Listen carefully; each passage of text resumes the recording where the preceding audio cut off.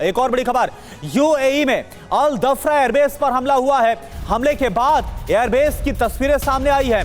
US base का आधा हिस्सा तबाह हो गया। एयरबेस पर दिखा है 10 मीटर गहरा गड्ढा। ईरान ने खुर्रम शहर मिसाइल से हमले को अंजाम दिया। ये देखिए आप। और मोसाद एजेंट्स के खिलाफ ईरान का एक्शन, एक साथ कई प्रांतों में छापेमारी की गई है। मोसाद एजेंट्स को निशाना बनाया गया है। इस कार्रवाई में ईरानी एजेंसी ने जारी किया है वीडियो। और वहीं खार द्वीप पर जो हमला हुआ, इसके बाद ईरान भड़क गया है। हमले के बाद ईरान की बारूदी धमकी, यूएस के जो ऑयल इंफ्रास्ट्रक्चर है उसको खाड़ी देशों में तबाह कर देंगे, एनर्जी साइट्स को राख में बदल देंगे। ईरान इस कदर गुस्से में है, आग बबूला है खार पर हमले के बाद।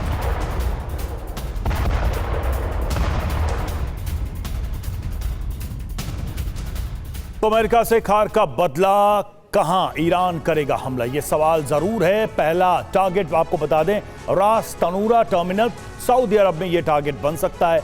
ईरान से इसकी दूरी आप देखिए 400 किलोमीटर की दूरी बताई जा रही है। हमला कैसे संभव है? शायद 136 ड्रोन का इस्तेमाल इसमें हो सकता है। दूसरा टारगेट जो होगा वो फुजैरा तेल टर्मिनल, ये हो सकता है यूएई में, और ईरान से इसकी दूरी है करीब 350 किलोमीटर। और हमला कैसे संभव होगा? शायद 136 ड्रोन का इस्तेमाल करके इसको तबाह किया जा सकता है। तीसरा टारगेट रुमाला ऑयल फील्ड इराक में है। ये ईरान से दूरी 150 किलोमीटर है। हमला कैसे होगा? फतह 110 से इसे टारगेट किया जा सकता है। और इसके अलावा चौथा टारगेट जो होगा वो हो सकता है रस लाफान, जो कि एलएनजी टर्मिनल है, कतर में है ये, और ईरान से इसकी दूरी है मात्र 400 किलोमीटर। और हमला कैसे संभव है? सैजिल मिसाइल का इस्तेमाल ईरान कर सकता है। पांचवा टारगेट शाइबा ऑयल फील्ड हो सकता है। ये सऊदी अरब में है। ईरान से दूरी इसकी 550 किलोमीटर है और इस पर सैजिल मिसाइल से अटैक किया जा सकता है ईरान की तरफ से। तो ये वो संभावित टारगेट्स हैं जिन पर अटैक हो सकता है। और देखिए मनीष भाई इस वक्त हमारे साथ जुड़े हुए। मनीष, एक बात बताइए, खार्क का बदला लिया जाएगा? ईरान बोल रहा है कि खाड़ी के देशों में तमाम जो ऑयल इंफ्रास्ट्रक्चर है अमेरिका का, उसे हम तबाह कर देंगे। अगर वाकई में ऐसा होता है तो यह कितना बड़ा सेटबैक हो सकता है अमेरिका के लिए, और फिर आगे क्या आसार नजर आते हैं? देखिए करुणा, इजराइल से रहकर मुझे ये बात समझ में आ रही है कि खर्क का मसला केवल अमेरिका और ईरान का मसला नहीं है, बल्कि ये सीधे सीधे पूरी दुनिया को प्रभावित करने वाला मसला है। जब प्रेसिडेंट ट्रंप ये कहते हैं कि वो खर्क में 90% ईरानियन मिलिट्री एसेट्स को ख़त्म कर चुके हैं, जाहिर सी बात है कि वो उस आइलैंड की बात कर रहे हैं जहाँ सबसे अधिक ईरान के ऑयल इंफ्रास्ट्रक्चर मौजूद हैं। और अगर ऑयल इंफ्रास्ट्रक्चर को नुकसान पहुँच रहा है तो ईरान ने जैसा पहले ही कह रखा है कि फिर हम भी नहीं छोड़ेंगे। फिर वो सऊदी में, कतर में, बहरीन में, इन सब में जो ऑयल और गैस के इंफ्रास्ट्रक्चर है उन सब पर वो और अधिक अटैक करेगा। और उसकी वजह से भारत समेत पूरी दुनिया में तेल की, गैस की किल्लतें बढ़ेगी। तो एक नए किस्म का ऊर्जा संकट प्रेसिडेंट ट्रंप अपनी बेवकूफ़ी में कहें, अपनी नादानी में कहें, अपनी नासमझी में कहें या अपने अहंकार में कहें, वो क्रिएट करने जा रहे हैं। अभी हालत ये बनी है कि वो रूस से तेल खरीदने के लिए भारत और दुनिया के तमाम विभिन्न देशों से गिड़गिड़ा रहे हैं, लेकिन वहीं दूसरी तरफ वो ईरान को चिढ़ा भी रहे हैं कि हम तुम्हारे ऑयल इंफ्रास्ट्रक्चर पर अटैक करने जा रहे हैं, अब तुम्हें जो करना है करो। तो ये एक कंप्लीटली गैर जिम्मेदाराना बिहेवियर है जो साफ तौर पर अमेरिका की तरफ से ईरान में किया जा रहा है। देखिए कहाँ तो मकसद था सत्ता पलट करने का, तख्ता पलट अब दूर दूर तक उसके आसार नहीं दिखाई दे रहे हैं, लेकिन पूरी दुनिया में एक नए किस्म का ऊर्जा संकट क्रिएट करने के लिए प्रेसिडेंट ट्रंप उस जगह पर अब अटैक कर रहे हैं जहां से ईरान अगर उसने भी सिविलियन और ऑयल इंफ्रास्ट्रक्चर पर अटैक करना शुरू किया। बिल्कुल, ये बड़ी चिंता है जरूर मनीष, जैसा आप कह रहे हैं। और अगर ये सब शुरू हो गया तो फिर तबाही दूसरी तरह की होगी। पूर्णिमा नाथ हमारे साथ जुड़ी हैं। पूर्णिमा जी, क्या कहें, जिन कारणों से, जिन रीजन से ये वॉर शुरू हुआ था वो शायद बहुत पीछे छूट गए।